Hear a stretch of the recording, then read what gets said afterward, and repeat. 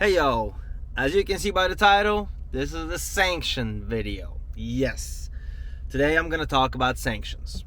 And I'm going to talk about the good, the bad stuff, how it affected Russia, Russians, how it affected me personally, stuff that most people don't really talk about. Not that I'm going to be talking shit about Russia. No, I'm not. I'm just going to give examples of how things changed. And some things are for better, some things are a little bit for worse. But sanctions on Russia also affected Europe, United States, Canada, and pretty much the rest of the world. So it's not a one-way street. But today we're just going to talk about Russia and how it changed Russia. I think that's a better word to use, how sanctions changed Russia. And I'm going to be doing it in a way of just taking short videos about different topics. That way I'm not going to confuse myself and just make one big video about everything. So throughout the day today, I'm going to just record a video about a certain topic, because there's multiple topics about sanctions. So I hope you guys are going to enjoy it, and let's get going.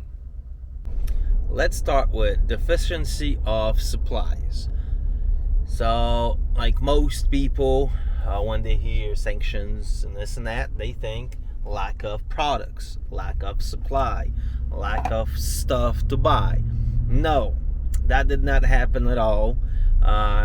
We've been under sanctions for over 2.5 years now, and there is no problems getting just about anything you want in Russia.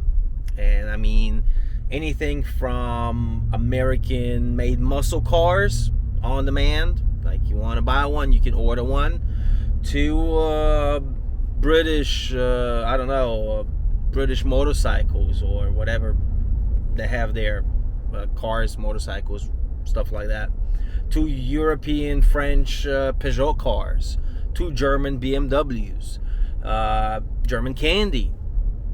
You know, you want it, you can get it. Polish Coca-Cola. I like Coke, so I always bring that up. Detergents, clothes, Nikes, Timberlands. You can get it all. The difference is you will pay a price. You will pay a price for it, and the price is going to be a lot higher than, let's say, a pair of sneakers in United States I can get for like $39 from TJ Maxx. Okay, they're gonna be here like $100. That's the difference. On the other hand, we have cheap stuff like the Chinese crap that we're getting from China. That's here. You want cheap, you can get cheap. You want brands, you'll have to pay for it. But it's the same thing in the States. You can go to AutoZone and you can get a cheap Chinese water pump for your truck, or you can get the OEM made in Mexico under American supervision water pump for your pickup truck. It's pretty much the same thing. You have this choice of stuff that you can buy and how much you can afford. Same with cell phones, iPhone 15s, iPhone 16s, Samsung, all that is here. And you can buy it. It's just more expensive. Your alternative is a Chinese Huawei phone that is also pretty good.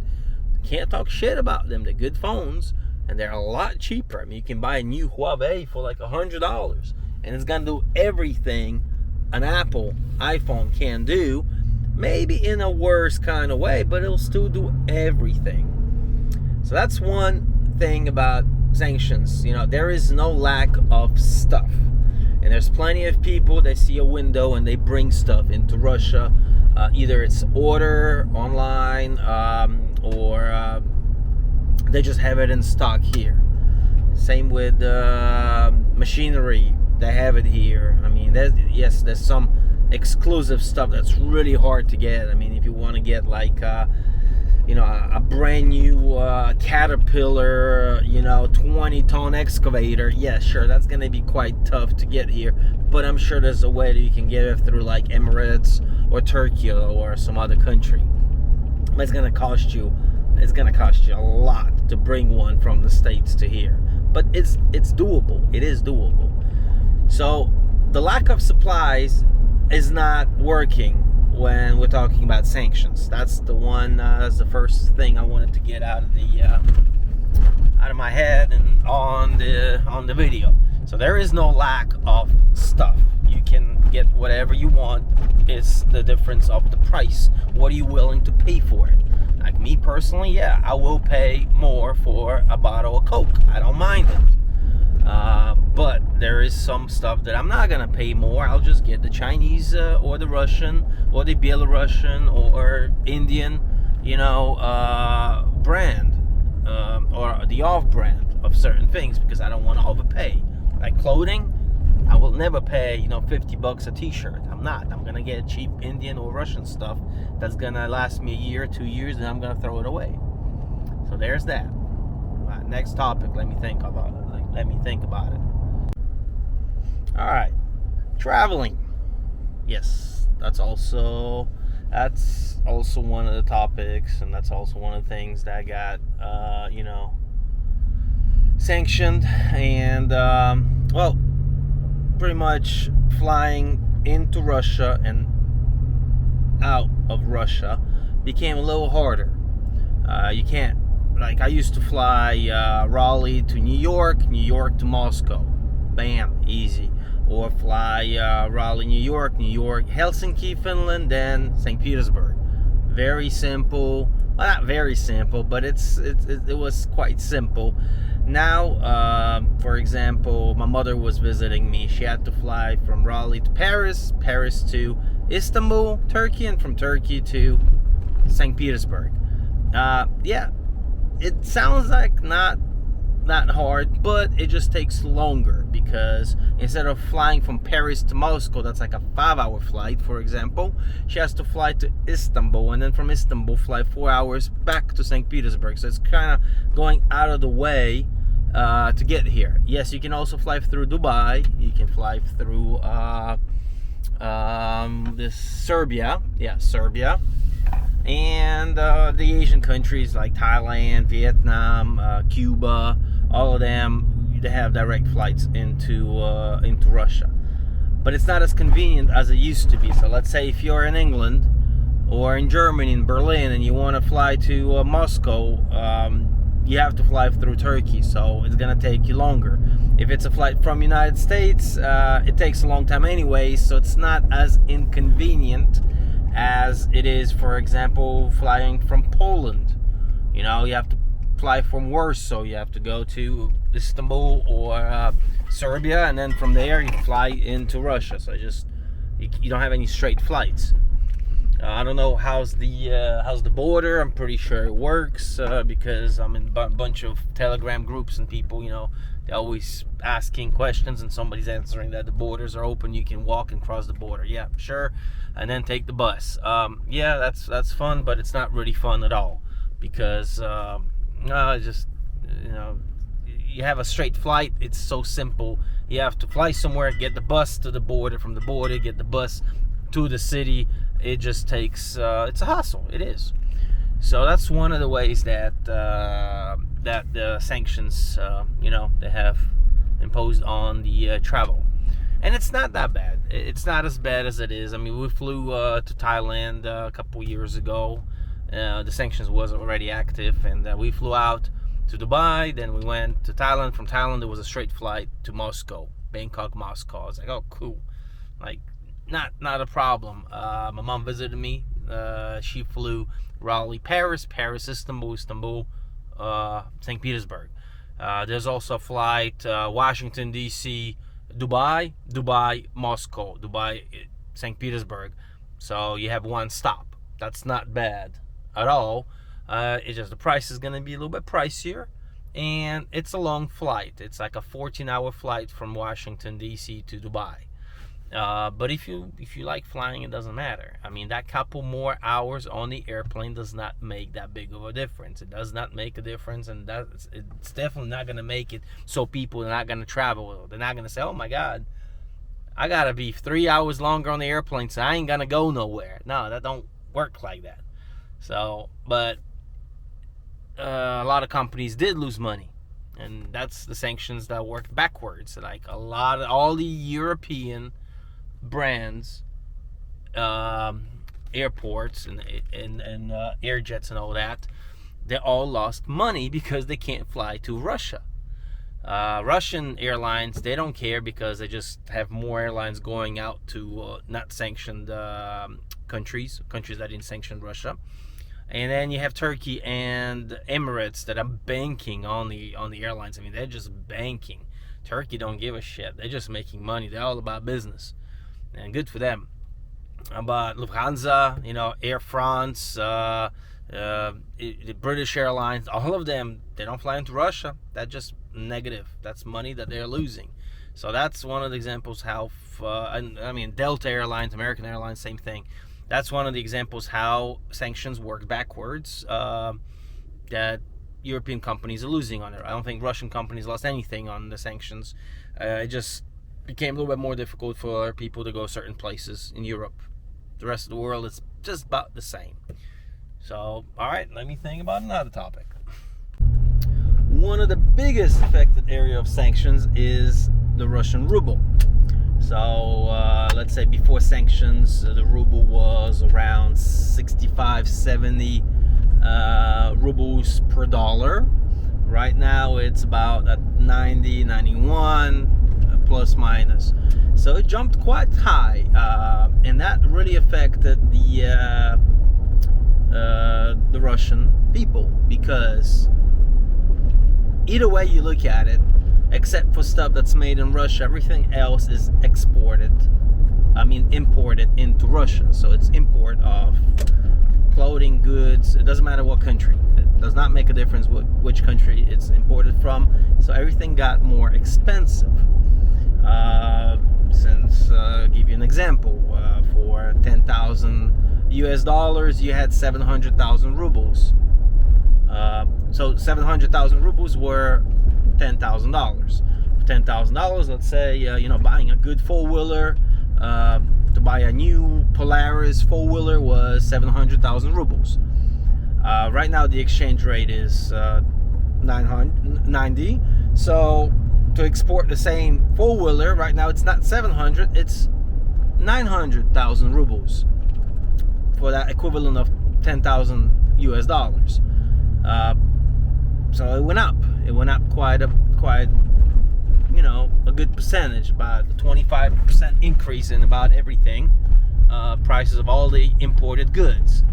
And to people that make good money, you really don't notice it. If you paid, you paid $2 a carton of eggs, or you paying $2.50 or $2.70, that's 70 cents. You don't really notice if you make good money.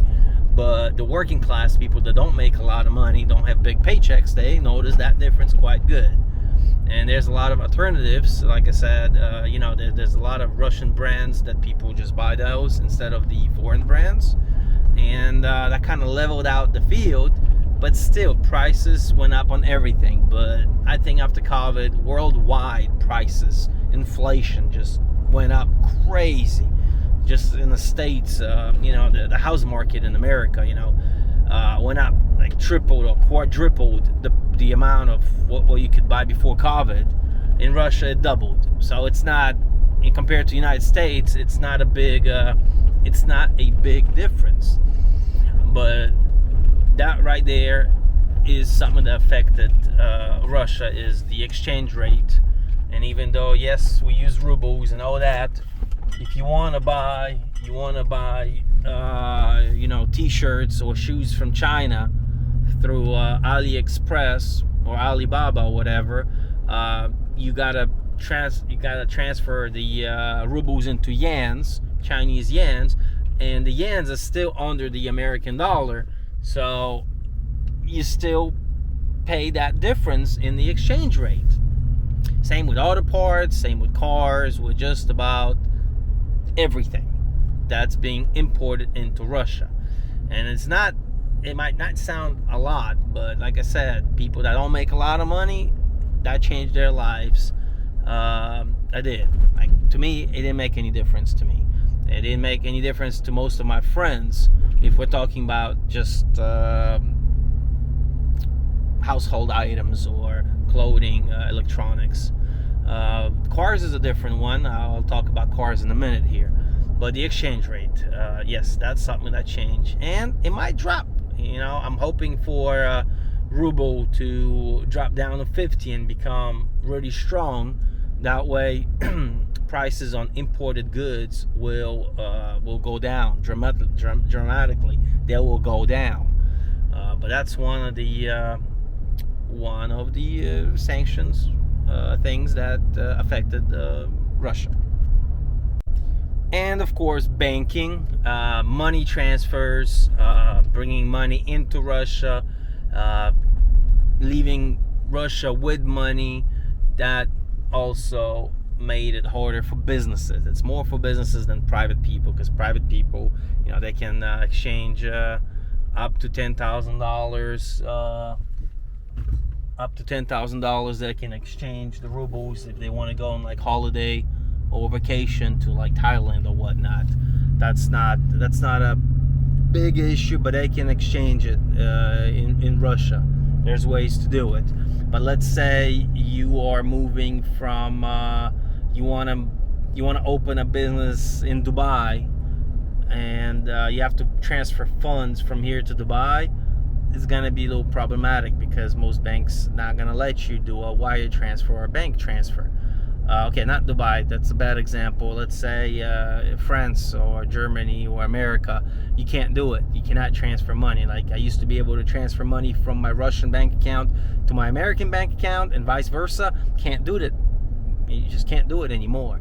So for me to, let's say, transfer money for my kids into the United States, I have to find ways of doing it. And it's not simple. It's either crypto, and I don't know crypto. That's not my thing. I don't know anything about crypto or bitcoins or stuff like that. And people that do know it, it's a certain amount of people, and it's not a lot of them that do the money transfers. But transferring money became really, really difficult because of the sanctions. And either way, either you want to bring money into Russia or leave Russia with money, or transfer money from Russia. Both ways, it's very difficult, because you have to do it through countries that are not sanctioned, and hope that those countries are not going to get sanctions by the countries that did sanctions on Russia. Or of course, do it by in person. So you're leaving Russia with some money. Well, let's say you want to leave Russia and buy a property in Italy or south of Spain.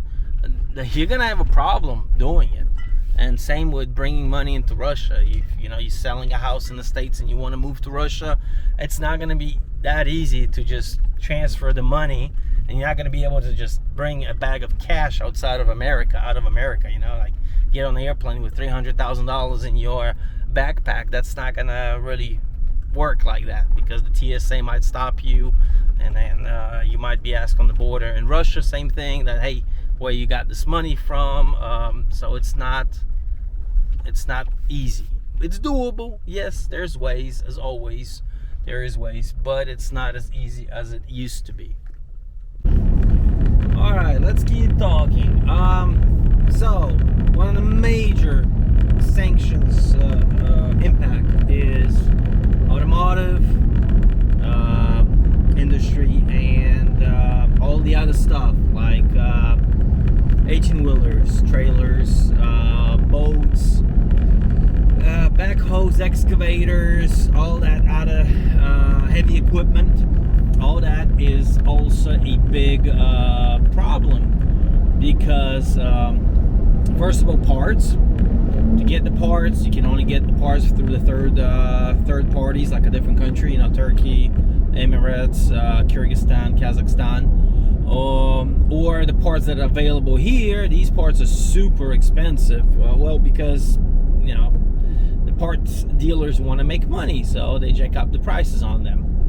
And the other thing is, if your machine breaks down and you need to order a part from the States or from Europe, the waiting period is long. So let's say you have a backhoe and you work on the backhoe and that shit breaks down, you can be 3-4 weeks out of work with your backhoe, and that's gonna hit the business's pocket. yes, we have Chinese backhoes, we have Chinese technology, we have all that, but it's new. Let's say if somebody's got a 2020 Caterpillar backhoe, they're not gonna go and sell it to get the new Chinese one. First of all, Chinese ones are not gonna be the same quality at all. They're not gonna be the same quality if we're talking about heavy machinery.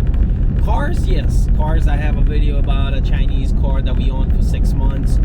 Cars are not bad. They're just regular cars, A to B, plus minus with all the cool gadgets, screens, and all this crap that you don't really need, but they have them. Another thing is parts.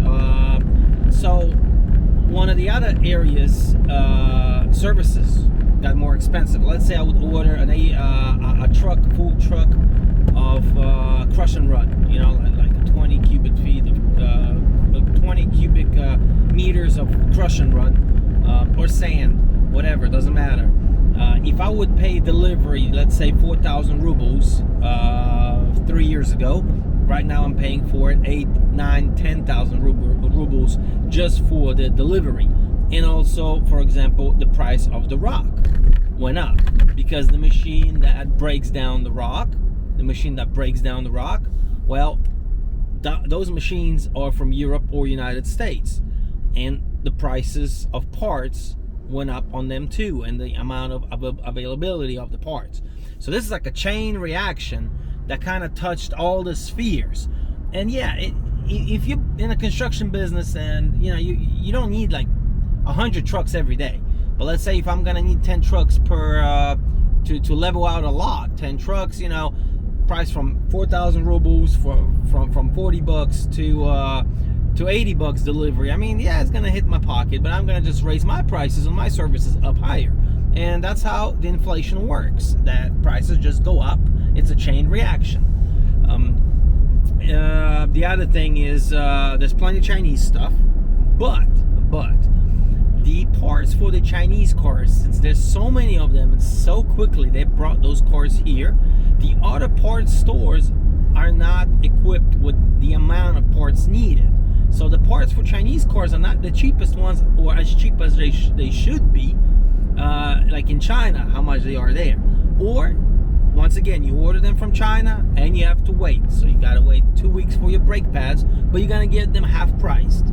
So that's also part of the sanctions, how they impact people and businesses. And that goes about for anything, I mean, shower heads, stuff like that was imported, let's say, from German shower heads for the bathroom. Okay, to get them, they're going to be more expensive, and you have to get them through a different vendors, through a third-party country, or you just order Chinese crappy ones, or the Chinese higher-end ones from China, but you also have to wait for them if you're in that kind of business.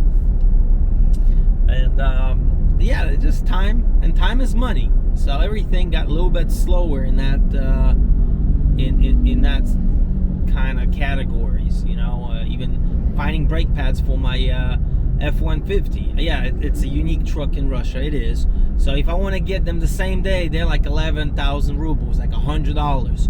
I ordered them. I waited for them 4 days. I ordered them from a specialized parts store.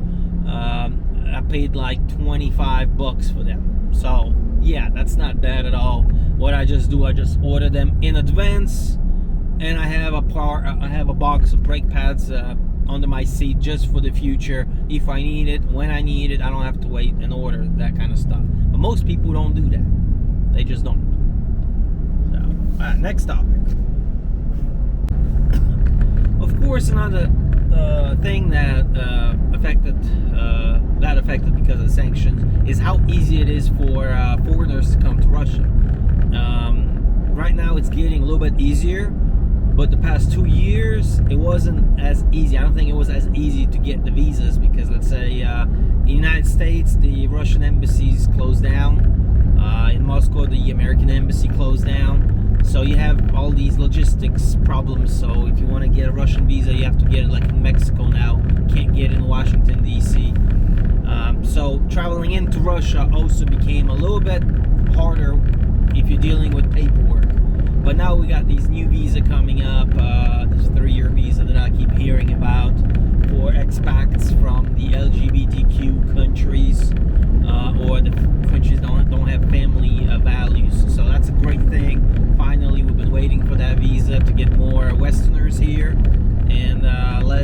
Asians, for example, because it's kind of like Russia's similar to America. You got all these Latinos that come here for work, only they're not Latinos, they're Asians. So they're from like Kyrgyzstan, Tajikistan, Kazakhstan, you know, all these countries that are kind of like south of Russia. They come here for work. Same thing like in the States, you have Mexicans that come there for work, but majority of them don't want to live in America. They just send money back to Mexico. So these guys do the same thing here. And what they want people to actually migrate to Russia. So they came up with this visa.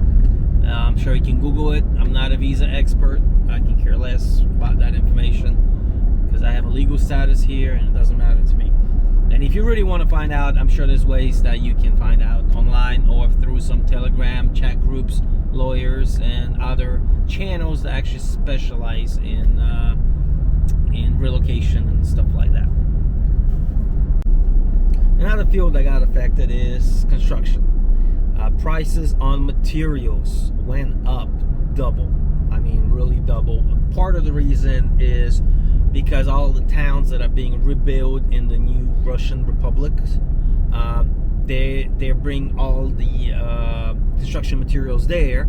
So the ones that are left here, the vendors and the dealers for construction parts, they just jacked up the prices because, hey, you know, there's no competition really. If everybody jack up the price, then there's no competition. There's not going to be one that's going to keep the prices less because everybody wants to make money.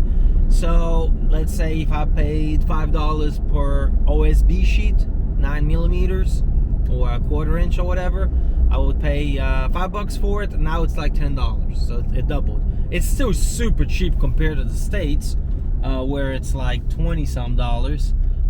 Same thing with like roofing, sheet metal, plumbing, I mean just about any material. Cement doubled in prices because a lot of it is going over there to rebuild Mariupol and rebuild other cities.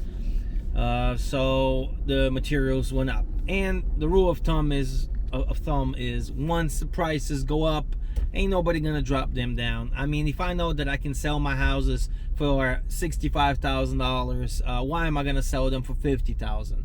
Unless there's a market crash, and since everybody else is selling them above $65,000, then it'd be dumb for me to sell them less. So it kind of works like this here. You have one sawmill that raises the prices, then the rest of the sawmills are raising up the prices.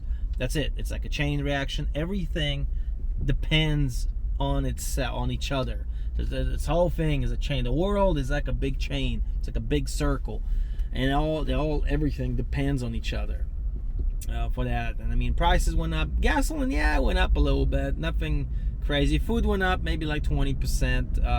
Same thing, because the 18-wheelers that bring, for example, fruits and vegetables from the south of Russia to north of Russia, the prices to fix those 18-wheelers got more expensive because parts got more expensive. So what they do is they put more money into the delivery to cover up these expensive on the trucks. So that's why the food prices went up too. Diesel prices went up a little bit. Nothing crazy, but like, I don't know, maybe like 20 cents plus minus. I don't really look at gas prices. I know they're like, I don't know, like 60 cents a liter right now for premium. And yeah, the chain reaction that just took off. And clothing actually is cheap. Household items like toothbrushes, clothes, hats, shoes, because you can order it straight on the internet from China. We have a huge logistical thing here going on in the past 5 years, 10 years in Russia. It's very convenient. You can order just about anything you want, just like in America, only from China, delivered to your house or your apartment. And it doesn't matter if you live in a BFE, you live out there in the boondocks, they can still bring it to you. So that logistic for those for the delivery of goods is amazing. I mean, it works really, really good. So those things did not really go up in prices, like any household items, towels, plates, stuff like that. Or you can always buy those things here that are made in Russia. You can find them made in Russia. Those are going to be cheaper because they're manufactured here. Another thing that's very annoying is the sanctions on the internet. Netflix, Amazon Prime, going on American websites. If some people work for an American website, that's kind of tough because they have to use the VPN, and America blocks the VPN, so you need to get a really good VPN, and that's just annoying. There's always a way around it. You have the VPN. For example, I love watching Netflix. I have to get on the VPN, I have to download the movie onto my phone, then connect my phone to the TV, and then I can watch it. But there's Russian websites with all the movies, but they're all in Russian. So if I want to watch a movie in original, of course, I can try and find it on the internet and just download the torrent and download it onto my computer or stream it onto the TV. But that's not as easy as going on Netflix, clicking the button, and playing my favorite show or movie. I have to download, I have to watch it in Russian on the Russian websites. Then that's fine. That's not a problem. Like for example, logging onto some websites, like my bank account in the United States, it will not let me log in from a Russian IP address. I have to only use VPN to log into my bank account. And sometimes I can log in and then it's gonna kick me out because the VPN is gonna close its window for some God knows what reason, and then I have to call the bank to say that hey, it was me. It wasn't some kind of a scammer trying to get my money. So yeah, that's a little bit annoying, but I've been living with it for a while now, and it's not. You get used to it. I mean, you really do. Harder part is the sending stuff. I can't just send a package to my kids, or my mom can't send me a package straight here. It has to go through a third country, and you have to ask somebody there or know somebody there that's going to pick up a package and take it from the Russian post office to the international or the American post office, and just to ship it the other way. Also, it's doable. I'm pretty sure most Russians have people all over the world somewhere that they can ask for a favor to do that. That's not a problem. But it's one of those little things that sanctions affected. It just affected stuff.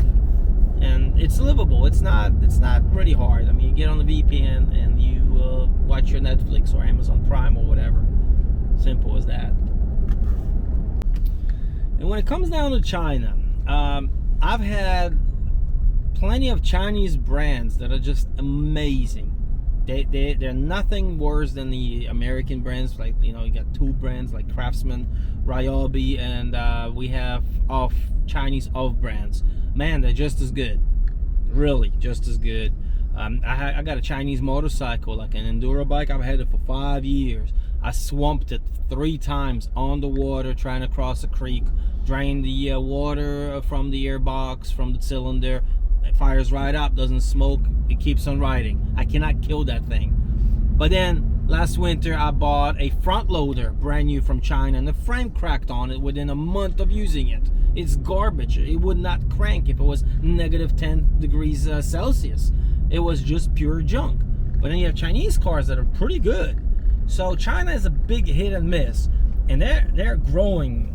I mean, Chinese economy is growing, and their quality of machinery is amazingly fast. Like the growth of it. I mean, just remember Kia and Hyundai in the 90s. That was a piece of shit. Now Hyundai and Kia are on the level of Honda and Toyota. I mean, yeah, China's doing the same thing. It's growing. It's getting big. Problem is there's more demand than supply for the Chinese stuff in Russia. But it will catch on. It will catch on. Eventually, in the next couple years, I'm sure there's going to be plenty of parts on the shelf, and everything's going to be in stock. But China is the next big powerhouse, in my opinion. I mean, China's gonna change the world in a way. We'll see. Another thing that not many people are talking about is the positive side of the sanctions, and yes, there is. Let's say it's gonna take a little bit longer for them to work, but Russian industry is growing. What I mean by that, the automotive industry is getting better. their motorcycles, the technology. Also, they have heavy machinery that they are working on now that they're gonna improve and make it more reliable. Textile. I mean, you have since the sanctions came down, so many different corporations opened their warehouses and opened production lines in Russia that it blows my mind. And there's a lot of government programs that help young starting business that want to make stuff in Russia to cover something that cannot be brought here legally. Like, let's say motherboards for, let's say, keychains, or these little suckers, you know, stuff like that, little motherboards. There's a company, my buddy makes these, and yeah, he's doing good. It works because what he's doing is he's supplying Russia with stuff that is sanctioned, but he's making it here, and that's a big plus. In the next, it's not gonna be easy, but in the next 5 to 10 years, it's gonna be a big game changer for Russia, because they're gonna become self-sufficient, self-reliable, and not rely on the West to get stuff done. You know, just like with the Superjet or the Softjet or whatever, the airplane that they came up with now, they're coming up with their own subson trains now, designs. So there's a lot of stuff in motion that is gonna make Russia better. And that was this push from being lazy and it's like, hey, I'm gonna just buy it from the West, good quality, this and that, to, hey, let's make our own, and let's make our own good quality stuff, like the Volga buses, the buses that are all over the towns. I mean, they have electric buses in Moscow, and they're all made here in Russia, and that is awesome. That's a great thing, because that creates jobs, that creates a market for maybe other countries who want to buy these buses later on in the future. So it's an export market, and sanctions actually pushed Russia towards that way to be self-sufficient, I guess, in a way. Even Russian cars, and I have a Russian truck. It's a 2019, but I've talked to guys that own the 2022, 2023, 2024 models. They have way improved them already, because the one that I have, it has a lot of European parts in it, like the ABS module, like the airbags. They're French airbags in it, like the transmission's from something else, another European car, but now they're providing their own, and that's a good push. But that's a push that's gonna take, a decade to actually see the effects of it, and that's a good positive side of the sanctions. Also, the Russian movie industry, man, so many TV shows. Every month there's a new TV show coming out. Every month there's a new movie coming out. There's so much going on with that, and I watch them. I enjoy them. They're not worse. They're not any worse than the American TV shows. I'm just talking in general, So that's a big plus for Russia, that those sanctions pushed Russia to do this, and I hope that they're gonna do more to disconnect them from the rest of the world and actually focus on Russia. Let's start manufacturing here, not in China. Let's buy stuff here. Let's do stuff here. Kind of like what America used to be, but then it sold itself to the capitalistic idea of, hey, well, let's make it everything in China and cheap and shitty, and just put it together in the States, for example. So that's a big plus for the sanctions. That one is a big plus. On this note, good example right here. I went to the store, got a bottle of Jack Daniel's honey and a bottle of Jim Beam honey. They used to be at like 1,100 rubles. Now they're like 2,000 rubles. So they went up in prices. They're imported from England. They have the original British sticker on them. Yeah, they went up 900 rubles. So they're like $8 more expensive. Does it make a difference to me? Not at all. I don't care. If they're gonna be $50 a bottle, I'm still gonna buy it because I like it and because I can afford it. Will an average Russian Joe or average Vanya buy it. No, Vanya's not gonna buy it. He's gonna buy the Russian version of Jack Daniels for 900 rubles. That's what he's gonna buy, and it tastes just about the same. And it just is some idea that I have that I like this one better. Well, to me it tastes better. So part of the sanction, there is no sanctions, but they are sanctions. There's like kind of like a split screen here, because you have inflation, but the inflation worldwide is so big that you cannot compare or say that sanctions really affected Russia in a negative way. My conclusion is sanctions became better for Russia in the long run, but became more difficult for people in the current moment because of all the things that I've said. And I think in the long run, it's going to open up more jobs. It's going to open up more, not warehouse, but assembly lines, production lines, and all that. More stores, more working jobs. It's going to open those windows up for Russians. And they're going to less rely on Western brands or Chinese brands, because they kind of, I think a lot of people realize, like, hey, shit, we don't make we buy nails from China.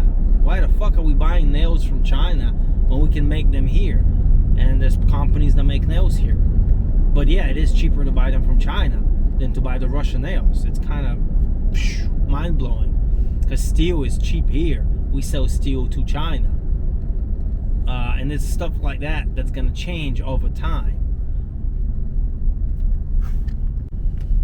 Now the great example is I am driving a pure American car made in Texas, or assembled in Texas, in St. Petersburg. I mean, yeah. So, and I can buy a brand new one. It's just stupid expensive. If I would buy anything new, I'd probably go with a Chinese one, because you get the warranty. That's not a little thing here. So let's say you want to buy a brand new F-150, right? It's like $100,000 here. Not the Raptor, just a regular platinum F-150. It's like $100,000. So you're gonna spend $100,000 on a vehicle with no warranty whatsoever. This is the question that I would ask myself: is would I spend $100,000 on a car and have no warranty whatsoever, or would I just go and buy a Chinese car like the Voyage that's right in front of me? Hold on, let me show you. All right, would I buy this right here, or would I buy a Ford Explorer for the same price, a brand new one, or would I buy a Voyage that's same size, only it's Chinese? And that comes down to it, you know. But I'm sure there's people that will spend that money on the car that they want, and that's not the category of people that are gonna bitch a lot about sanctions. It's just not. I'm in traffic now. All right, I need to get out of here. Another positive thing about sanctions: Russia banned the whole gay scene. So right now in the movies, you will not, like on the TV, on the Russian Netflix, it's called Oko Kinopoisk and all that, you will not find a movie on it that's gonna have explicit body language of like two teen girls kissing, or two teen boys kissing, or a girl wanting to be a boy wanting to be a girl. You don't have that on the TV here. So that right here is completely banned. And I think that's right, because you want to be gay in your apartment or your house with your gay partner. That's it. But if you're gonna push your gayness upon everybody else, that's kind of wrong. I mean, there is no animal in the world that fucks the same gender, unless maybe like some kind of bugs. But are we bugs? We're not bugs. So yeah, so that's a positive thing, that they got rid of all that LGBTQ crap in Russia, and they started focusing more on core family values and stuff that matters. So my conclusion, my personal conclusion, this is my opinion. Plus, guys, if I missed something, please comment on it. If I got something wrong, please comment on it. I am not a philanthropist. I am not some smart dude. I'm just a a redneck that lives his life to the fullest. That's who I am. And I'm trying to do some stupid videos on YouTube. But anyways, this is my personal opinion. I think that sanctions in the current moment suck from the point of view of the stuff that I mentioned. But in the long run, it's way better for Russia. Because if Russia's going to go at the rate it's going, and we're not going to have a World War III, I think Russia's going to be the next United States in the 70s and the 80s. I'm talking about the economical boom that America had. And that's what Russia, it's on a path on that way, except we had no slavery in Russia, and we have no Mexicans here and Latinos that are being oppressed and stuff like that. So we're not gonna have a bunch of Black Lives Matter and riots and bullshit and gays and all that crap that I really can't stand and care about. So yeah, on that note, thank you for watching. Remember, I don't care if you subscribe or not, but y'all have a blessed day wherever you're at. Peace.